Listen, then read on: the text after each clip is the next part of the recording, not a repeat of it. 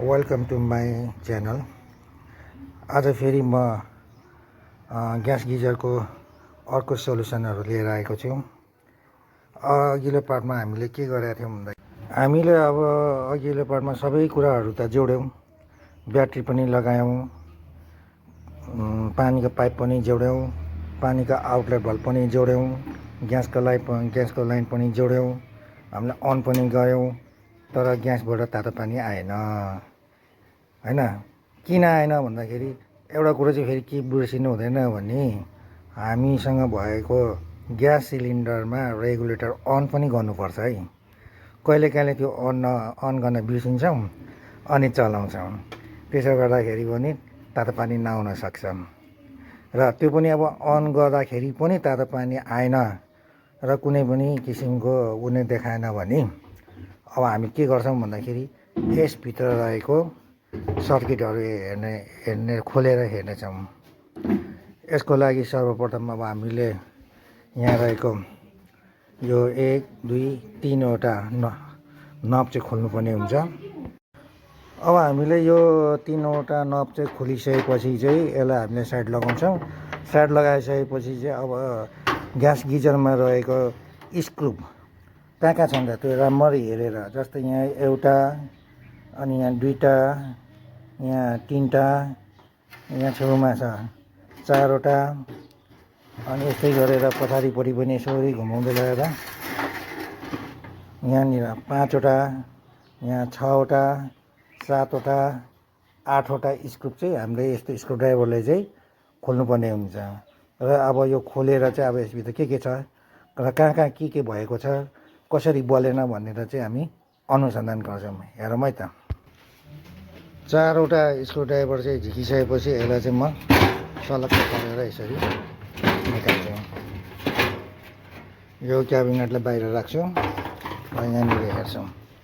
अब यहाँनिर म तपाईँहरूलाई देखाउन गइरहेको छु, एउटा एक्सप्लेन पनि गरिहाल्छु। यो पानीको पाइप भनौँ, वाटर लाइन। अब यहाँनिर अस्ति भनेको स्विच यहाँनिर छ, यो कालो देखेको स्विच हो। अनि यो पानी सरर यहाँबाट गएर सरर जान्छ, भित्र जान्छ, यहाँ जान्छ, अनि यो भित्र हुँदै यहाँबाट बाहिर उताबाट निस्किएर अनि त्यस पछाडि यहाँबाट आउँछ बाहिर, यहाँबाट आउँछ। अब यो कसरी तातो हुन्छ भन्दाखेरि यो जुन दिएको यो बर्नल छ, यहाँ बर्नलमा चाहिँ आगो बल्नु पऱ्यो। आगो बलेपछि यो तामाको पाइपहरू चाहिँ के हुन्छ भन्दाखेरि तातिन्छ, तातेपछि पानी तातिने हो, अनि पानी तातेपछि त्यो पानी तातेपछि बाहिर आउने हो। अनि अब दोस्रो कुरा भनेको, अब यहीँ रहेको दोस्रो कुरा भनेको चाहिँ के छ भन्दाखेरि यहाँ एउटा थर्मिस्टर छ। यो थर्मिस्टर हो, यो 2टा पोल भएको। यसको काम चाहिँ के हो भन्दाखेरि चाहिँ टेम्परेचर कन्ट्रोल भन्छ। धेरै तातो भयो भने योले अटोमेटिक अफ गरिदिन्छ र अनि फेरि अलिअलि सेलाएपछि फेरि अन हुन्छ। त्यो गर्दाखेरि एक निश्चित टाइमसम्म एक निश्चित डिग्रीको हिट भएको पानी चाहिँ आउटपुट भइरहने हो।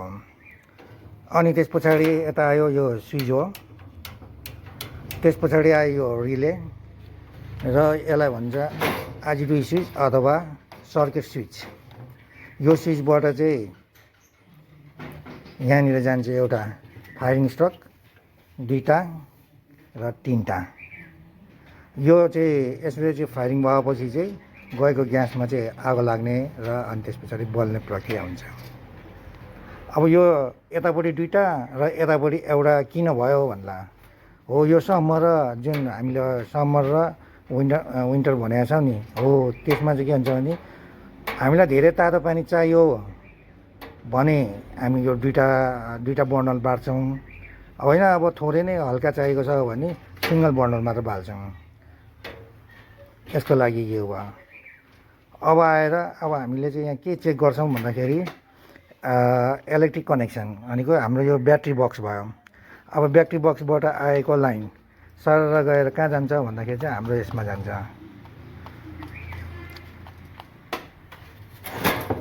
यसलाई म राम्ररी देखाइदिन्छु। यो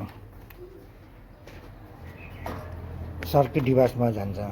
अब यहाँबाट डिस्ट्रिब्युटर हुन्छ। अनि त्यस पछाडि अर्को पार्ट भनेको हाम्रो यहाँबाट पानी जाँदाखेरि यो स्विच अन हुनु पर्यो। यो कालो भाग छ, यो कालो भाग यो हो, यो स्विच हो। यहाँभित्र म्याग्नेट हुन्छ। जब म्याग्नेट यहाँ जान्छ तब यो अन हुन्छ। अनि यो अन भइसकेपछि मात्रै अरूले काम गर्न थाल्छ। अब म फेरि तपाईँ हजुरलाई एउटा सिकाउन गइरहेको छु। यो स्विच टक्क पारेर आयो, हाम्रो कनेक्सन यहाँनिर छ। यो कनेक्सनलाई हामीले यसरी टक्क पारेर खोल्छौँ। यो खोलेर यता छुट्याउँछ। अनि यहाँनिर रहेको जुन दुईवटा पिन छ, यो दुईवटा पिनलाई हामीले यस्तो चिम्टीको सहायताले एकअर्कामा सर्ट गऱ्यौँ भने, यसरी सर्ट गऱ्यो भने टिटिटिटिटिटिटिक गरेर आवाज आउनुपर्छ।